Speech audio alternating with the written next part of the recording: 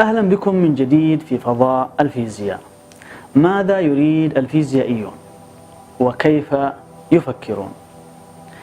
يحاول الفيزيائيون جاهدين إلى فهم هذا الكون، كيف يسير، وما هي القوانين التي تحكمه، واستكشاف النظام الذي يسيره.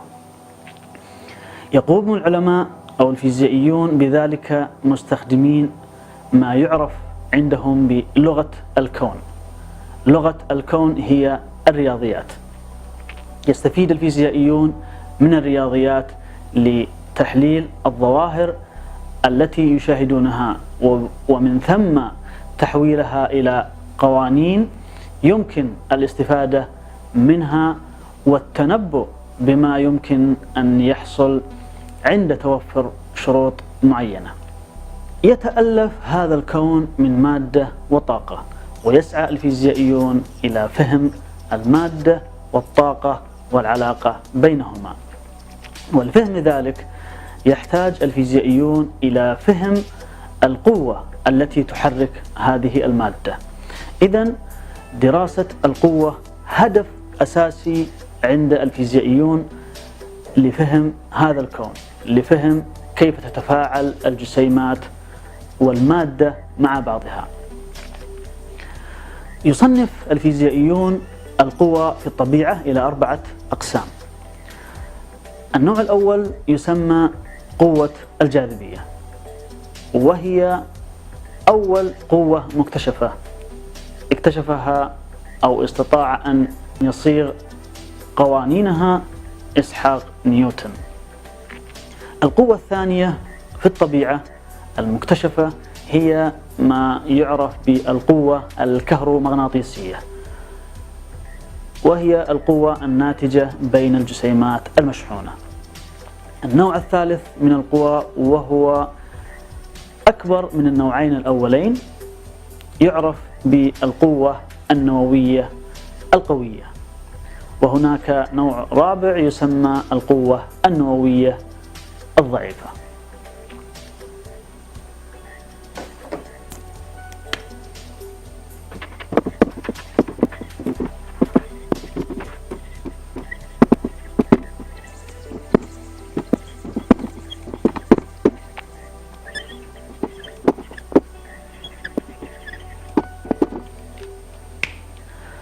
أربع قوى تحكم هذا الكون. قوة الجاذبية، وهي القوة الناشئة بين الكتل، والقوة الكهرومغناطيسية القوة الناشئة بين الأجسام المشحونة. النوع الرابع أو النوع الثالث الذي ينقسم إلى نوعين يسمى القوة النووية القوية، وهي القوة التي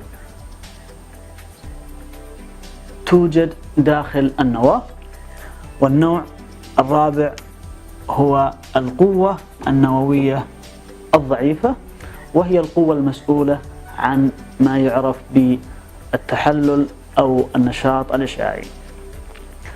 كل واحدة من هذه القوى الأربع تتميز بميزات تجعلها مختلفة عن الأخرى، من ناحية القوة، من ناحية مدى الأثر، وكذلك من ناحية نوع الجسيمات التي تستخدمها وحالتها.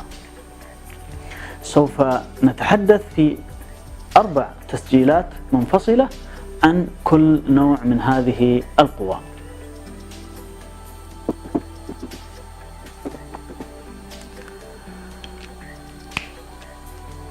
مهمة الفيزيائيون هي فهم هذه ال4 قوى، وما زالوا إلى الآن يسعون جاهدين إلى توحيدها في قوة واحدة، وهي المهمة التي لم تنجز إلى اليوم. هي ما يعرف بنظرية كل شيء، أو النظرية الموحدة، أو نظرية التوحيد الأكبر.